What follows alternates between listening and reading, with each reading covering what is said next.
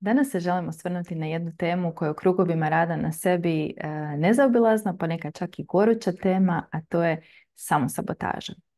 I kroz ovaj video ti želim ponuditi jednu drugačiju perspektivu i pozvati te da na drugačiji način počneš razgovarati i što je još važnije doživljavati i uvažavati na koji način funkcionira tvoj organizam i tvoje cjelokupno biće. Dakle, samosabotaža je ta neka ideja da kad postoji nešto što ti želiš, postoji isto tako, pojavi se jedan dio tebe koji, da tako kažem, vesla u suprotnom smjeru. Znači, ti ideš prema ovom cilju, a postoji jedan dio koji te vuče natrag i ispričava te da to ostvariš. Znači, to bi bilo ono kad imaš neki važan dogovor i baš tad, iako inače ne kasniš, baš tad zakasniš.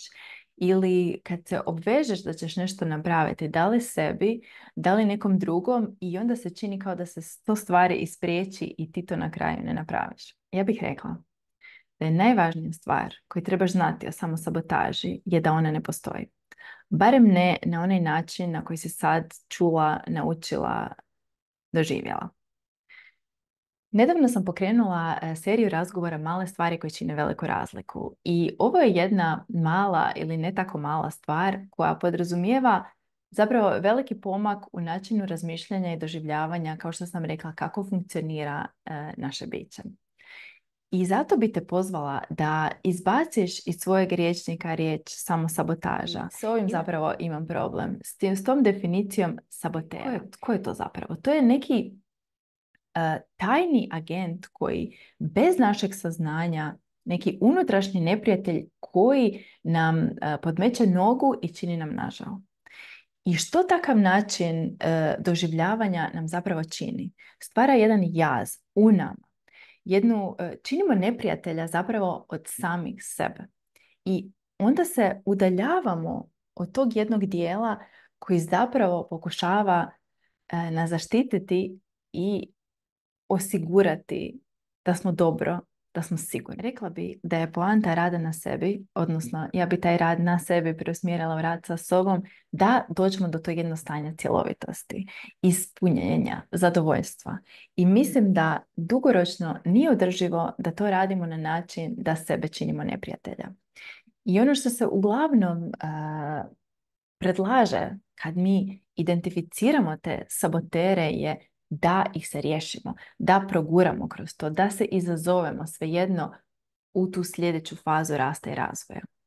Ali ono što sam naučila je da to nije održivo. I da kada radimo na taj način, najčešće, ono što se barem često događa ženama s kojima ja radim, da ih to vodi u još veću preplavljenost. Definitivno, nekad postoje dijelovi nas koji rade upravo to, veslaju u suprotnim smjerovima. Ali ono što bi rekla je da u tim situacijama da, postoji neka prepreka, ali ta prepreka je najčešće nezadovoljena potreba. I ono što mogu reći iz iskustva rada da je to najčešće potreba za sigurnosti, broj 1, potreba za odmorom i potreba za odmakom. Naravno da ako je moj raspored već pun, ako je moj kapacitet već popunjen, ako ja imam toliko toga na svojom umu, imam toliko grča u svojem tijelu, naravno da će se tu javiti taj zaštitni obrambeni mehanizam koji će mene spriječiti da primim još obaveza u svoj raspored. Da dođem na sljedeću razinu još veće odgovornosti, još više obaveza. Naravno da hoće. I naravno da ako ja neki cilj doživljavam kao da će ugroziti moju sigurnost, moje pripadanje, znači ono neko dno piramide potreba da će se ponovno aktivirati taj jedan dio koji me žele zaštititi da do toga dođe. Zašto se mi priječimo da dobijemo ono što želimo? Zato što na jednoj razini to trenutačno ne možemo sadržati. Ne možemo to iznijeti. Da to sada ne možemo primiti. Razliku između potencijala i kapaciteta objasnila sam u drugom videu preplavljenost kada ne možeš primiti ono što želiš. Radi se o tome da ja mogu zamisliti puno više stvari na što u ovom trenutku mogu sadržati. I na vrlo konkretnom primjeru to bi značilo ja mogu zamisliti da ja pretpostavljam da je moguće za mene da dignem s poda uteg od 100 kila. Ali moja trenutačna fizička sprema, moje vještine, utreniranost mojeg tijela trenutačno to ne može sadržati. I da bi ja došla do toga, ja ću morati otići u teretanu, morat ću se konzultirati s nekim, morat ću otići na trening i kroz ponavljanja steći kapacitet da to napravim. Ista stvar vrijedi i za te naše velike ciljeve ili promjene koje želimo u svojem životu, ali se trenutačno sabotiramo da do njih dođemo. Nema niti jednog dijela tebe koji radi protiv tebe.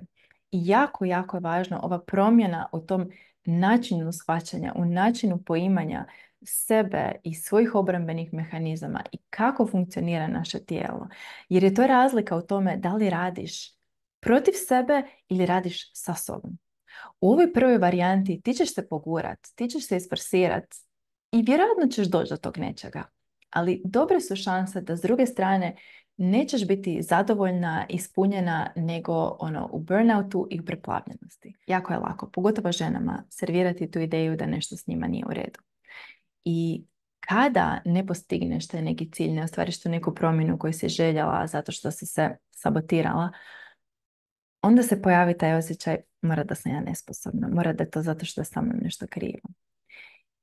I ovo što ti ja predlažem je jedan suosjećajan pogled na to što se događa, koji ne znači da ću ja sad, dići ću ruke, to je tako, ja sebe sabotiram, ja to sad ne mogu.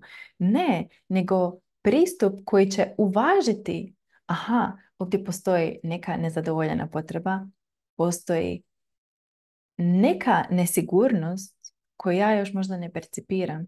I umjesto da to isforsiram, ja ću stvoriti uvjete u kojima ja mogu napraviti sljedeći korak. Znači, ja ću zadovoljiti tu potrebu za sigurnosti. Ja ću smanjiti preplavljenost u svojem životu. Ja ću se odmoriti. Ja ću stvoriti odmak koji će meni dati dovoljno prostora da ja mogu pozvati ono što želim u svoj život. I u tome je poanta. Ne da mi guramo preko svojih granica, ne da se izazovemo unatoč strahu, nego da vidimo ako postoji strah, strah, uvažimo taj strah, pronađemo gdje se on nalazi, umirimo ga. Iz tog mjesta je tako logično, je tako prirodno, tako spontano napraviti sljedeći korak, jer te prepreke više nema. A ta prepreka je gotovo uvijek, mogu se kladiti neka nezadovoljena potreba. Način na koji gradimo kapacitet nije kroz teoriju, nego kroz praksu. Kao onaj primjer s teretanom koji sam navela prije. Isto tako je kad želimo izgraditi kapacitet za bilo što u svojem životu. Radimo to kroz praksu i radimo to kroz ponavljanje. Moje klijentice su žene koje imaju vrlo razvijenu svijest i kojima je jako puno toga jasno, ali još uvijek postoji taj jaz između onoga što znaju da mogu i njihovog kapaciteta da ostvare ono za što znaju da su sposobne.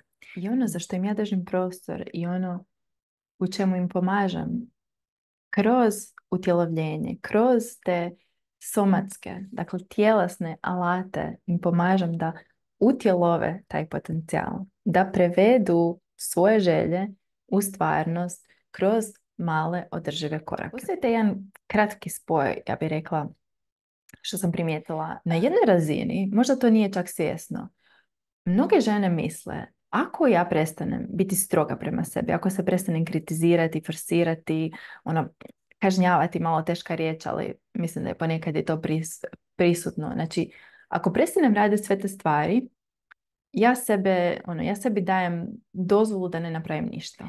I samo zato što je to način na koji si ti možda bila njegovana, način na koji si do sad funkcionirala, ne znači da tako moraš nastaviti. I zapravo ono što sam ja otkrila je da kada prestaneš biti toliko teška prema sebi, da se tu oslobađa puno više prostora i puno više želje da napraviš one stvari koje su ti zapravo važne.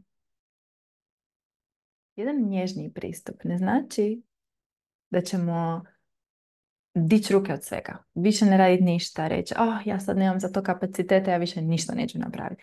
Ne, nego da ćemo uvažiti tu potrebu koja stoji ispod toga, zadovoljiti tu potrebu i iz tog mjesta krenuti dalje.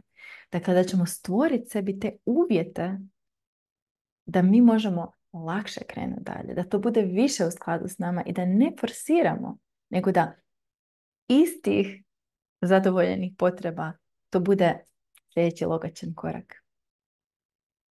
Ja volim davati usporedbe sa prirodom.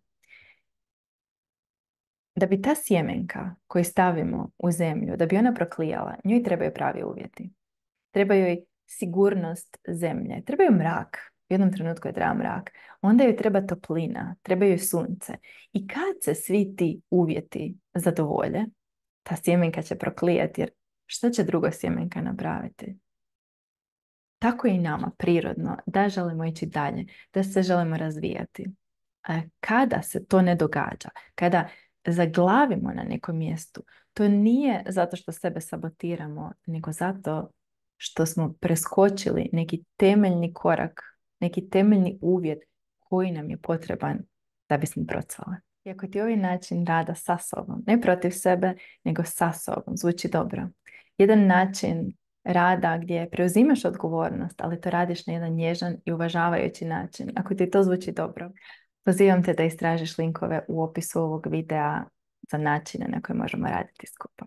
Vidimo se.